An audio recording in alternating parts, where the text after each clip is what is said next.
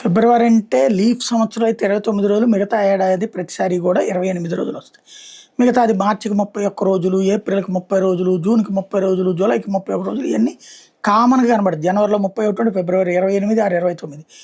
మార్చి 31 ఉంటది, ఏప్రిల్ 30 రోజులు ఉంటది, మే 31 రోజులు ఉంటది, జూన్ 30 రోజులు ఉంటది, జూలై 31 రోజులు ఉంటది, ఆగస్టు 30 రోజులు ఉంటది, సెప్టెంబర్ 31 రోజులు ఉంటది.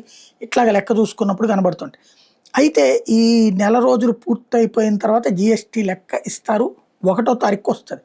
తెలివిగా ఏం చేస్తున్నారంటే ఎదురు దాడి చేసేస్తున్నారు. అద్భుతంగా పెరిగిపోయింది జీఎస్టీ అని. అసలు లెక్క కేంద్ర ప్రభుత్వం ఇచ్చేది ఇదివరకు వైసీపీ వాళ్ళు ప్రొజెక్ట్ చేసేవాళ్ళు. ఇప్పుడు లేట్ చేస్తున్నారు వాళ్ళు.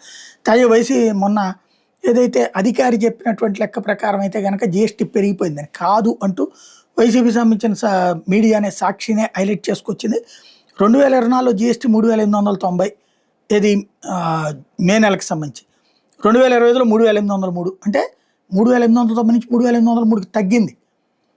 ఒకప్పుడు 66 తగ్గింది. అప్పుడు జీరో ఇచ్చారు గ్రోత్. ఇప్పుడు వచ్చేటికి 26లో 3717కి పడిపోయింది.